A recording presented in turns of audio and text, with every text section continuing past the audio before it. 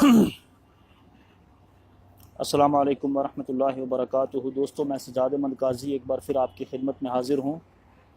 और इस वक्त मेरे लाइव आने का मकसद ये है कि जिस तरह आप सभी जानते हैं कि कश्मीर का एक बहुत बड़ा मुद्दा 35A और 370 का जो चल रहा है, उस हवाले से मैं आज बातचीत करना चाहता हूँ। और सभी हजरात को ये ख़बर होगी कि 2 दिन बाद इसकी सुनवाई है, और उस सुनवाई को लेकर जो एक हंगामा मचा हुआ है कि जिस तरह आपने देखा पुलवामा हमले के बाद जम्मू में जो मुसलमानों को टारगेट किया गया, मुसलमानों का कत्लेआम किया गया और मुसलमानों की प्रॉपर्टी को जलाया गया, और जम्मू के अंदर जो लोगों के तेवर हमने देखे, ऐसी उम्मीद हमें कभी नहीं थी।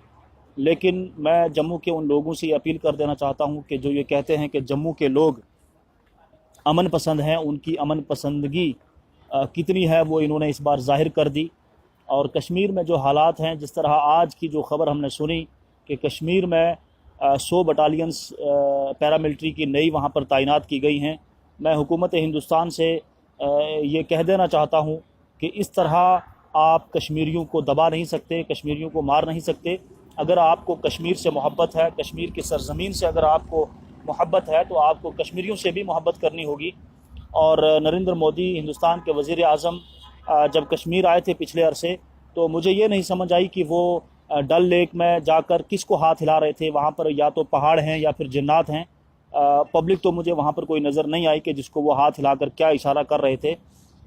बार बार यही कहा जाता है कि हम पाकिस्तान को मुंह तोड़ जवाब देंगे और हम कड़ी निंदा करते हैं, तो इन चीज़ों से कोई फ़र्क नहीं पड़ता।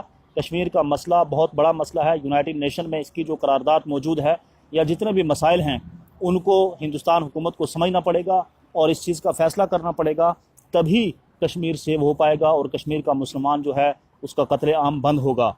मैं तमाम कश्मीरी नौजवानों से अपील करता हूँ कि अमन को बनाए रखें, और कोई भी इंशाल्लाह ऐसी बात नहीं होगी। ये जो फोर्सेस यहाँ पर भेजी गई है, इसकी मुझे समझ नहीं आई कि इतनी फ़ोर्स कश्मीर में क्यों भेजी गई, हालांकि पहले भी है।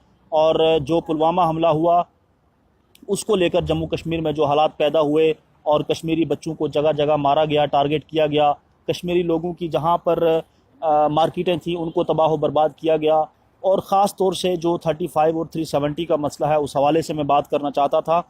मैं आज की इस लाइव के ज़रिए उन तमाम कश्मीरी जो रहनुमा हैं उनसे भी ये पूछना चाहता हूँ कि 35 और 370 को लेकर आपने जो इलेक्शन का बाइकाट किया था, आज वो लोग कहाँ पर हैं? क्यों नहीं कोई बोलता? उनके वकील कहाँ हैं कि जो जाकर दिल्ली में, हाई कोर्ट में, सुप्रीम कोर्ट में इस केस को लड़ें? वो लोग आज सामने क्यों नहीं आते? जहाँ पर भी हम देख रहे हैं कश्मीरियों को मारा जा रहा है, उनका कत्लेआम किया जा रहा है, सिर्फ इस कश्मीर और पाकिस्तान के मसले को लेकर। हिंदुस्तान के वज़ीर आज़म या बीजेपी के जितने भी लीडर हैं हिंदुस्तान में, वो ये कहते हैं कि भाई हमें पाकिस्तान से क्या मतलब, हम पाकिस्तान से क्यों बात करें? अगर आप पाकिस्तान से बात नहीं करना चाहते इस मसले पर, तो आप इस बात का जवाब दें। हिंदुस्तान के वज़ीर आज़म इस बात का जवाब दें कि अगर आपको पाकिस्तान से बात नहीं करनी है, मसला कश्मीर हल नहीं करना, तो फिर आप बिरयानी खाने पाकिस्तान बार बार क्यों जाते हैं? आप बिन बुलाए पाकिस्तान बार बार क्यों जाते हैं? ये सवाल मैं हिंदुस्तान की हुकूमत से पूछना चाहता हूँ, और अपने तमाम दोस्तों को इस बात से आगाह करना चाहता हूँ कि आप लोग इस हवाले से आवाज़ उठाएं, अपनी आवाज़ को बुलंद करें। कोई डरने और घबराने की ज़रूरत नहीं है।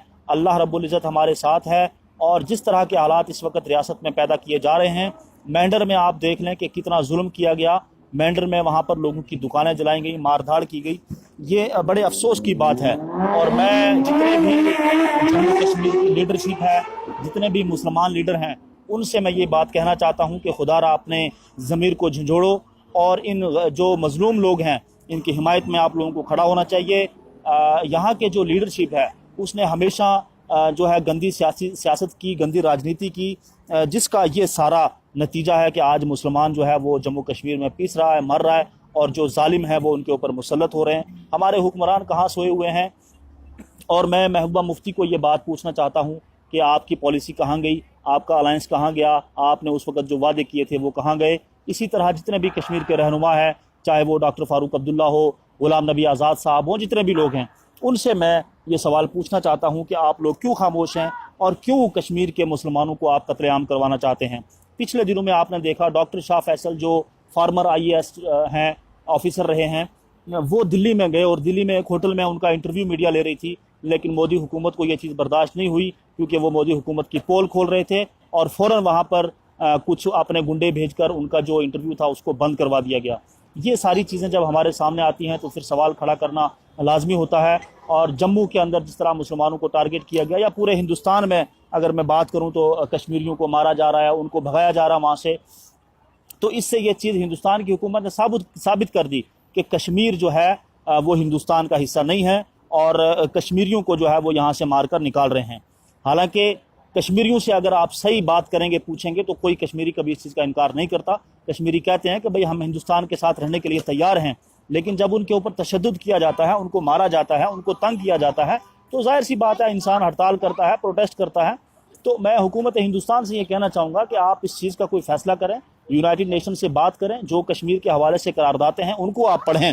اگر آپ پڑھنا نہیں جانتے، تھمس اپ ہیں، انگوٹھا چھاپ ہیں، تو آپ کسی سے پڑھوا لیں اور اس چیز کا فوری طور پر حل کیا جائے، یہاں پر امن قائم کیا جائے اور کشمیریوں کو تباہ و برباد نہ کیا جائے، ان کی پراپرٹیوں کو نہ جلایا جائے۔ تو میں یہی ساری باتیں آپ سے کہنا آیا تھا۔ ریاست جموں کشمیر کی عوام سے میری اپیل ہے کہ 35A اور 370 کے حوالے سے آپ لوگ کھل کر بولیں۔ اس وقت جو لوگ کشمیر کے اندر جو موجود ہیں، میں نے دیکھا پچھلے عرصے میں جو ٹک ٹاک کی ویڈیو بنا رہے تھے یا اس طرح کی موج مستی میں مگن تھے، ان سے میری گزارش ہے کہ خدا را اس اللہ کو یاد کرو، اس پروردگار کے آگے ہاتھ جوڑ کر رو گڑ گڑاؤ، تبھی ہماری مدد ہو سکتی ہے، ہمیں نصرت اور فتح مل سکتی ہے، ورنہ بڑا مشکل ہے۔ اور تمام کشمیری لوگوں سے میری اپیل ہے کہ اس وقت آپ سوشل میڈیا پر اس طرح کی مزاحیہ انداز کی پوسٹیں کرنا چھوڑ دیں اور اس مسئلے کو سیریس لے کر یہاں کے حالات کو سدھارنے کی کوشش کریں۔ سبھی دوستوں سے میری گزارش ہے کہ آپ اس ویڈیو کو شیئر بھی کریں۔ آپ سب کا بہت بہت شکریہ۔ وقت ملتے ہی میں دوبارہ آپ سے بات کروں گا، اور ایک بار میں پھر کشمیر کی عوام سے یہ گزارش کرنا چاہتا ہوں کہ آپ بڑھ چڑھ کر اس میں حصہ لیں، کشمیر کے مسائل پر بولنے کی جرأت رکھیں، ہمت رکھیں۔ انشاءاللہ العزیز اللہ تعالی ہمارے ساتھ ہے، وہ ہم سب کا حامی و ناصر ہو۔ آپ سب کا بہت بہت شکریہ۔ خدا حافظ۔